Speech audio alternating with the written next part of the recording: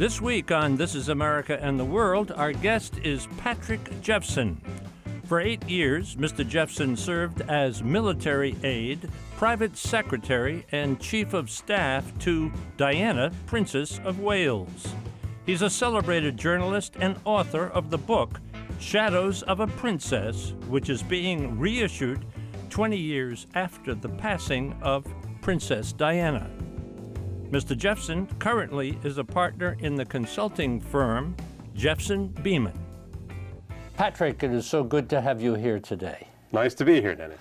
8 years as military aide, chief of staff, private and personal secretary to Princess Diana. I want you to go back in your mind. You said in 1995, I think it was 1995, you did 25 international trips. And you are the producer of the Diana Show, as someone labeled you. What goes on right as the plane is about to touch down in Egypt or India or New York City? What goes on inside the plane? Well, it's a kind of controlled chaos, really. Certainly, if the airplane is all yourself, is all your own, as we were fortunate enough to find it was much of the time, then it used to make me laugh, this lovely idea that you remain seated with your seatbelt fastened. Actually, there, as soon as the wheels touched the ground, boy, everybody was up and rushing around, because when that door opens and the princess steps out into the glare of the arc lights, you know, that's curtain up, and the show is on, and everything has to be perfect. So, yes, it's controlled chaos, and certainly for my case, it was inside. It was controlled panic, because I was conscious that whatever else was happening, I had to look icy calm and in control, even if inside I was not at all sure that things were working as they should. The royalty, the monarchy in Great Britain, in the United Kingdom, it's very important, isn't it? It is. Constitutionally, I mean, you only have to know a little bit about British history to see that the monarchy is the spine, really, from which all the national history derives. Even the period in the 17th century when the British cut the head off the then king, Charles I, and practiced having a republic. They called it a commonwealth. And speaking now as a resident of the Commonwealth of Virginia, I can see that it's a very nice concept. But they brought the monarchy back. Charles II came back in what they called the Restoration as the Merry Monarch. And ever since then, the monarch has been head of state, and that story since 1685, I beg your pardon, 1660, has been the story of how monarchy and parliament get along together. So you reach the stage we're in now, where the monarch is the head of state, but it's very much an honorary position, and the actual day-to-day political power, the hard power of governing the country and formulating foreign policy, that is all in the hands of elected politicians. But they are all advisors to the Queen. So Winston Churchill put it very neatly, that the monarch goes on, but every now and then the advisors get changed. And we call those general elections.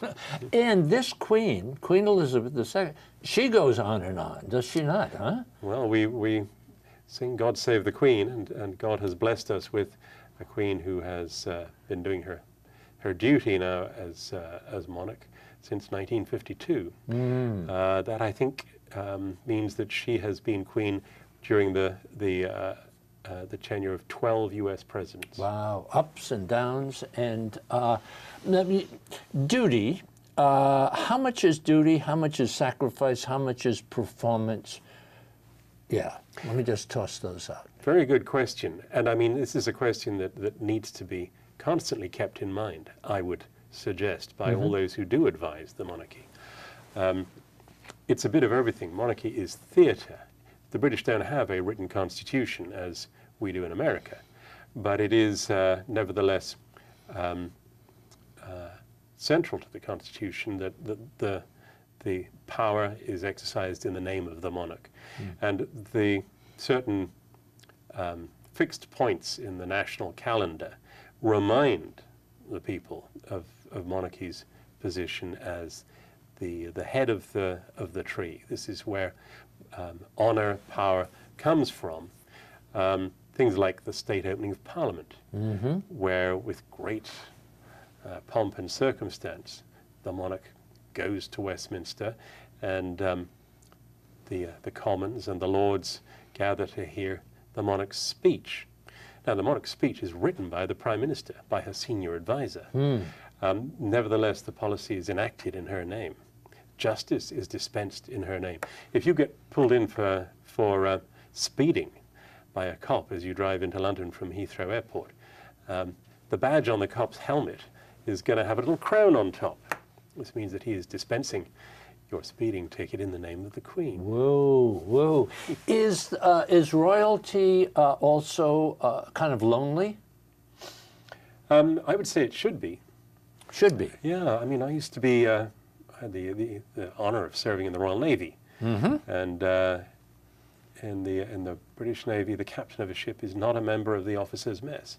He lives in splendid isolation. The loneliness of command is a real thing. And I would say that part of the secret to the longevity of Queen Elizabeth II has been that she has occupied a very, very lonely place. Nobody knows what she thinks about issues of day-to-day national excitement.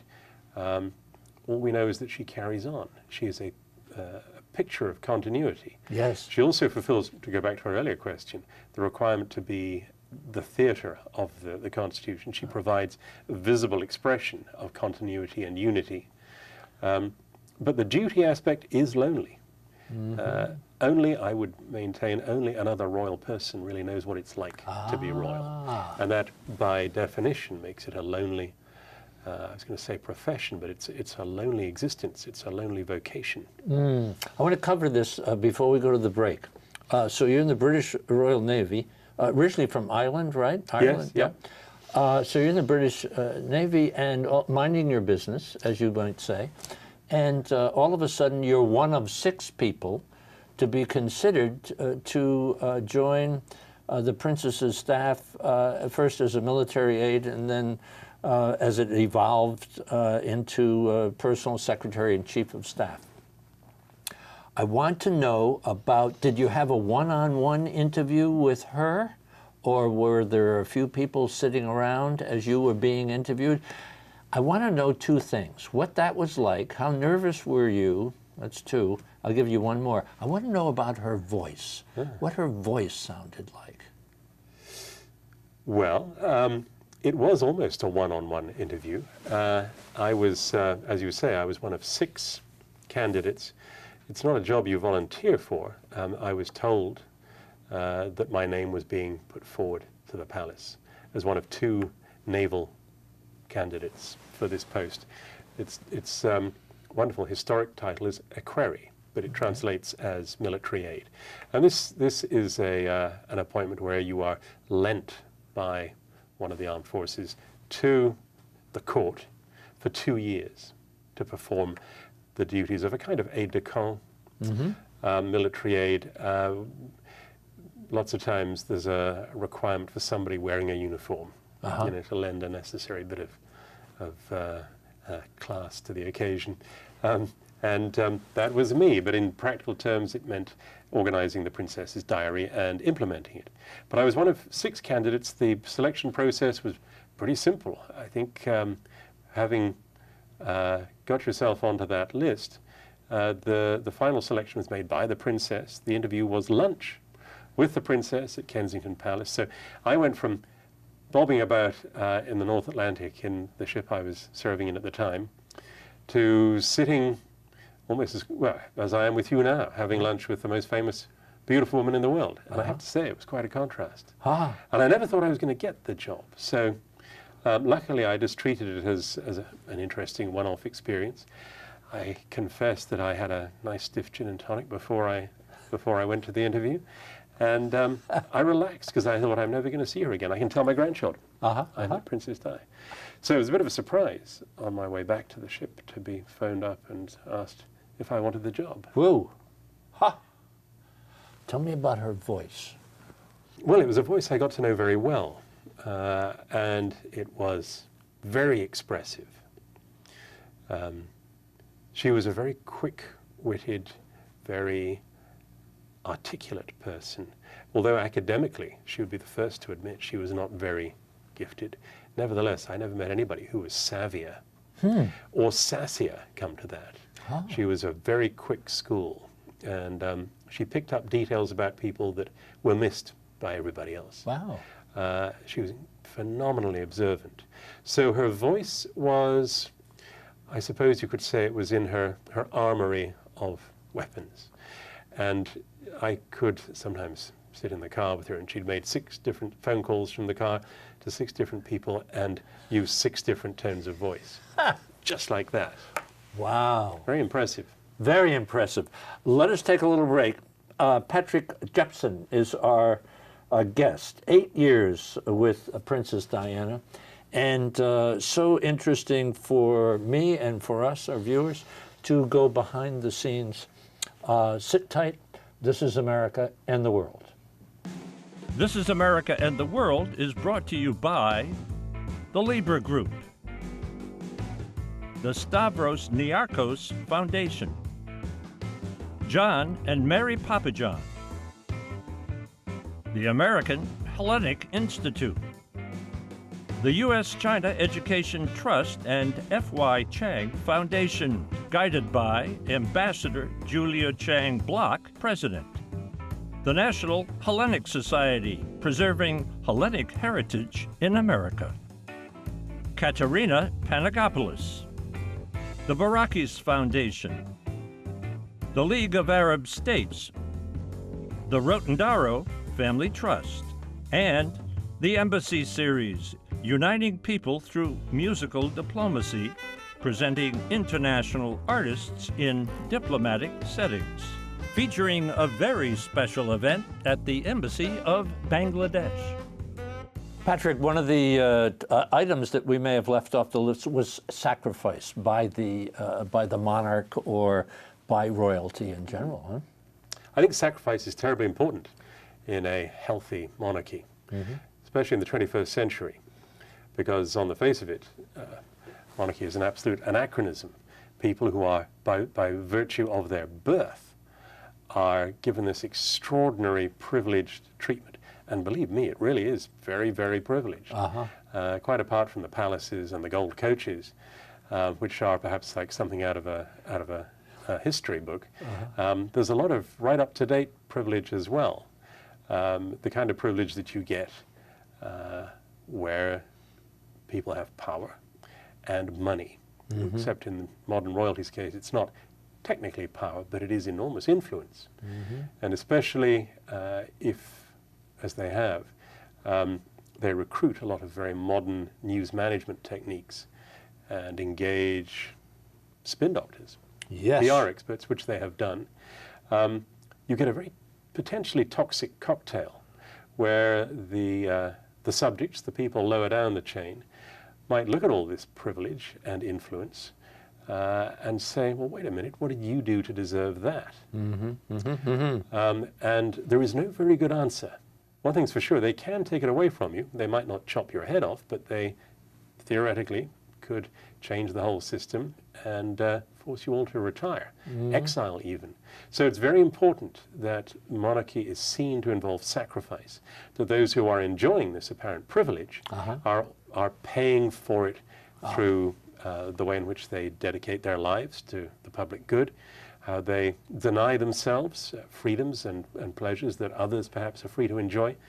And where I am concerned perhaps about the future of monarchy, it is that this sacrifice, which is so visible, for example, in the life of Queen Elizabeth, is less visible in the life of her son, and to an extent her grandson too.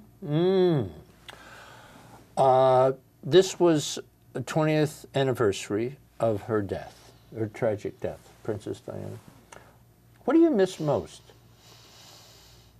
I think we all miss having a woman of such grace and style and wit and emotional empathy in a position of such prominence. I mean, that's just not a British loss, it's a loss to the world. And it's a loss that can't be made good.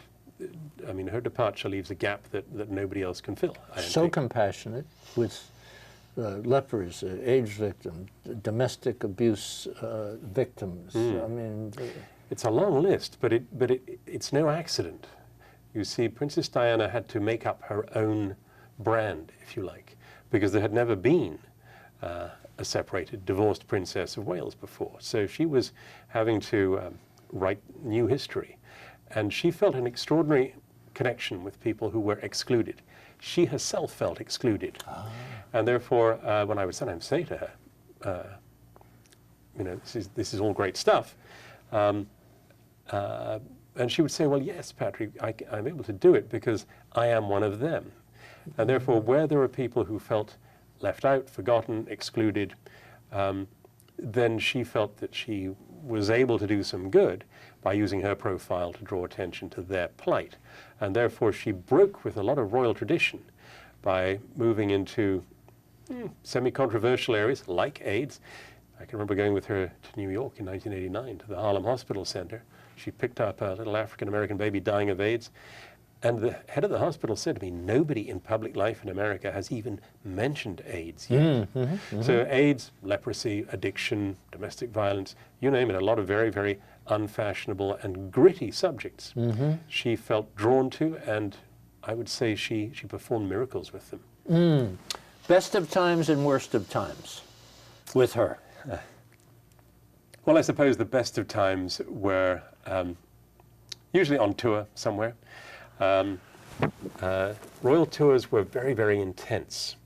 They were performed under the spotlight of international media. And we had the extra complication that since back home, the royal establishment wasn't at all sure that it wanted or needed Princess Diana, we were under extra pressure to perform well for the home audience, too. So we were always at the top of our game. The tension could be pretty extreme. So when there were moments to let off steam, like I can remember one night, after the day's official business was done, we all went to the ambassador's swimming pool and had a bit of a party. We ended up throwing her into the pool, fully clothed, and everybody else got thrown in the pool too.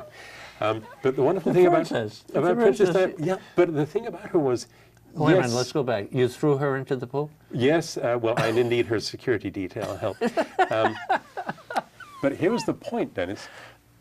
The princess was very approachable, and she gave this accurate impression of being a normal person who understood normal people's problems. But she was every inch a royal princess as well. She was extremely professional. She was very aristocratic. And any lowering of traditional royal dignity was not something that she did just casually. This was something that she absolutely controlled. So the fact that, yes, that night we all had a bit of fun and threw her in the pool, next morning there was no forgetting who was boss. Worst of times, tough times, huh? Well, yes. And she's a bit of a schemer, or more than a bit? Well, I was... Temper as well? Definitely, I would say that like most great people, Princess Diana was not always easy. She could be a bit of a handful. She was also, though, under a great deal of pressure herself. I never forgot that. So, yes, my job as private secretary, chief of staff, was quite often to take the brunt of any bad mood that she was in. But you know, that goes with the territory. And yes, she has been labeled a schemer, but I would contest that actually what she did was fight her own corner. She found herself up against some very, very sophisticated, relentless, scary opposition. Yet she had the guts to stick to the path that she had forged for herself.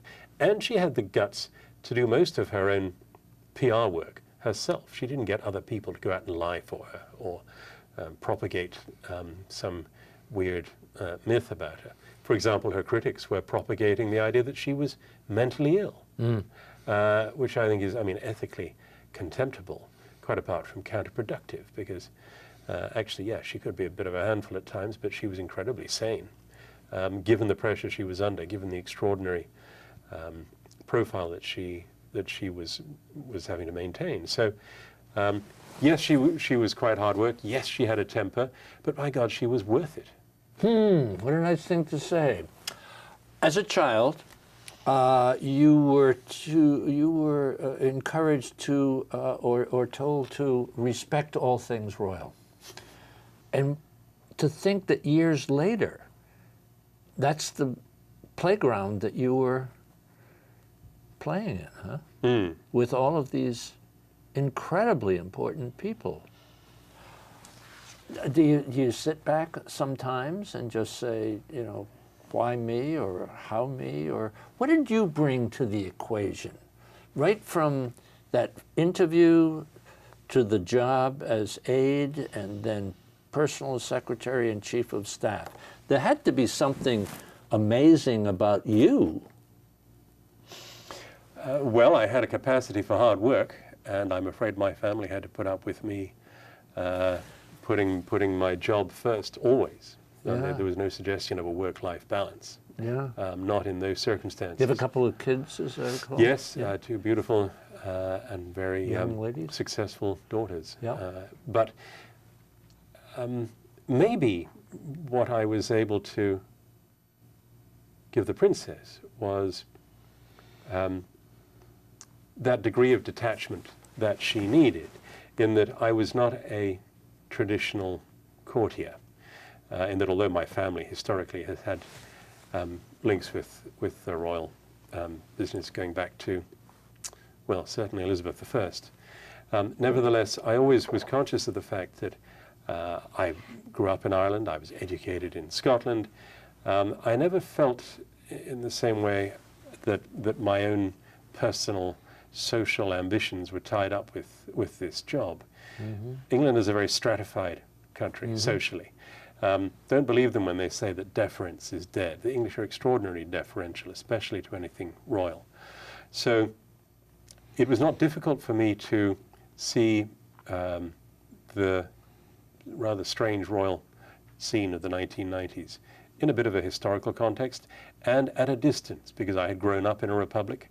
I felt no particular investment in the royal business, and therefore the natural, perhaps, contrariness that I have always been blessed or cursed with lent itself to the fact that she, for a lot of the time, was swimming against the tide. That appealed to me. I have always found great appeal in doomed causes. Now, I didn't know we were doomed, but I was pretty sure that although Princess Diana was great at winning battles with her critics, ultimately she would lose the war. But I was happy to go on winning battles. That to me was extraordinarily rewarding professionally. You say that Queen Elizabeth II is very pragmatic, no nonsense, and that Prince Charles is his life is on pause, on pause. Does everyone know, and maybe you can just, we're coming toward the end of our time, that when he becomes king, if he becomes king, and he will become king, I believe, Camilla will become queen. No question. No question. It's there. It is there, and this brings us back perhaps to the point that ultimately nobody gets to vote for who's king, or queen for that matter.